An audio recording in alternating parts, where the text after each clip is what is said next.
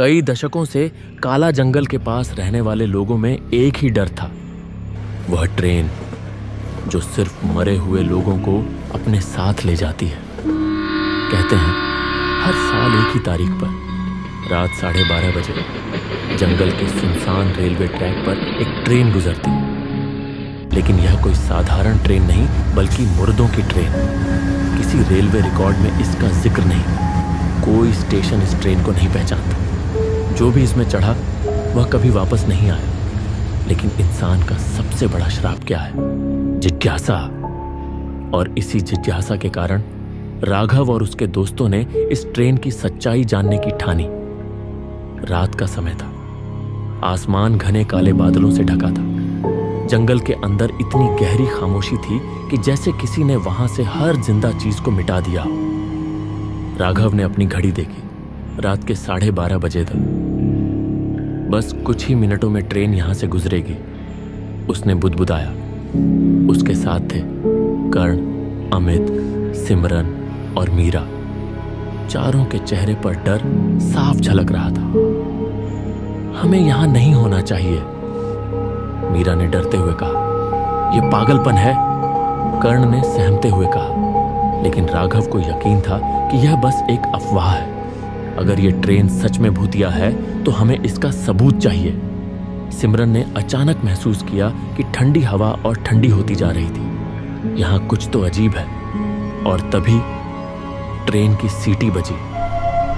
दूर कोहरे में से एक ट्रेन धीरे धीरे उभर रही थी। लेकिन यह कोई आम ट्रेन नहीं थी। इंजन से काले धुएं की जगह गाढ़ा लाल धुआं निकल रहा था, जैसे किसी जले हुए मांस की राख उड़ रही हो। डिब्बों की खिड़कियों पर मोटी लोहे की सलाखें थीं।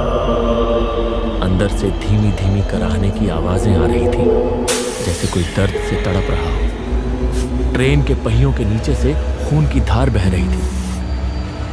हमें इसमें नहीं चढ़ना चाहिए, कर्ण घबराकर बोला। लेकिन राघव ने हंसते हुए कहा, डरने की जरूरत नहीं, ये सब अफवाहें हैं।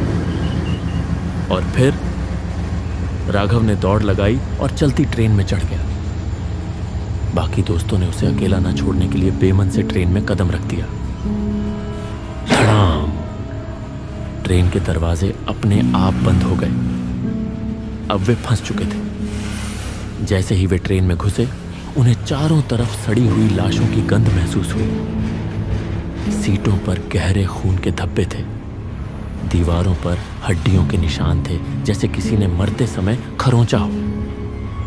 पूरी ट्रेन में कोई जिंदा इंसान नहीं दिख रहा था। हमें बाहर जाना चाहिए, मीरा रोते हुए बोली। लेकिन तभी ट्रेन की बत्तियां टिमटिमाने लगीं और एक तेज चीख गूंजी, बचाओ, कोई मुझे बचाओ। सिमरन कांप उठी। ये आवाज आई कहां से? कर्ण ने पीछे मुड़कर देखा और उसका खून जम गया। यात्री धीरे धीरे उनकी ओर मुड़ रहे थे, लेकिन उनके चेहरे नहीं थे। टिकट दिखाओ, एक ठंडी गहरी आवाज आई। धुंध में से एक भूतिया टिकट कलेक्टर बाहर आया। उसका चेहरा हड्डियों से भरा हुआ था और आंखों में सिर्फ काला अंधेरा था। उसने एक खून से लथपथ टिकट पंचर पकड़ा हुआ था। टिकट दिखाओ या अपनी जान छोड़ दो, अमित ने कांपते हुए कहा। हम यात्री नहीं हैं, हम बस। लेकिन टिकट कलेक्टर हंसा और चटैक! एक ही झटके में अमित की गर्दन काट दी। चारों तरफ खून बहने लगा। सिमरन और मीरा चीख उठी। अब कर्ण, सिमरन और मीरा दौड़कर अगले डिब्बे में पहुंचे। वहां एक पुराना बोर्ड टंगा था, मुर्दों का स्टेशन। वहां सैकड़ों जले हुए भूतिया लोग खड़े थे। उनकी आंखों से काला धुआं निकल रहा था।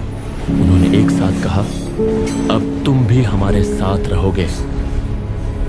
और तभी ट्रेन की खिड़कियां खुल गईं और सड़े गले हाथ अंदर घुसने लगे।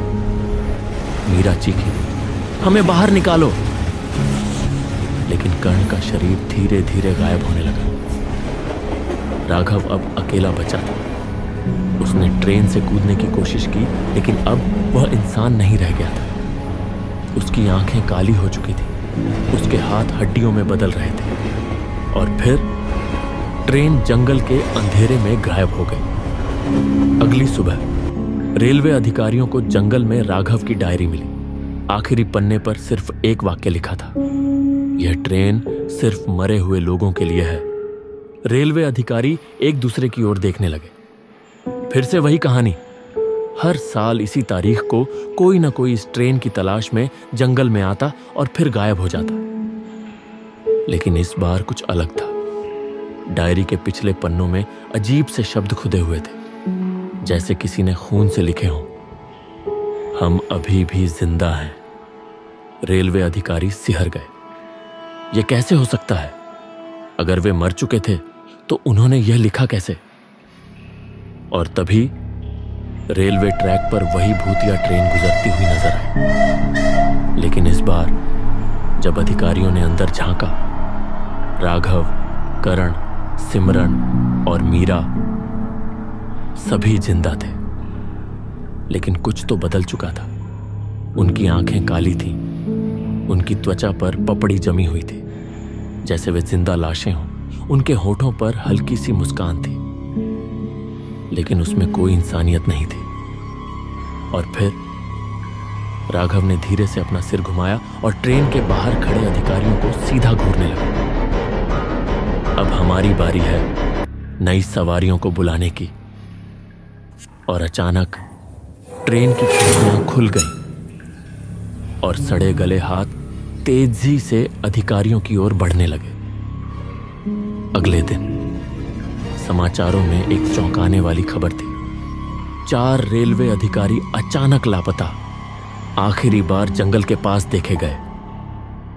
और उसी रात वही ट्रेन फिर से पटरी पर दौड़ रही थी, लेकिन इस बार उसके अंदर नई सवारियां थीं। राघव, करण, सिमरन और मीरा।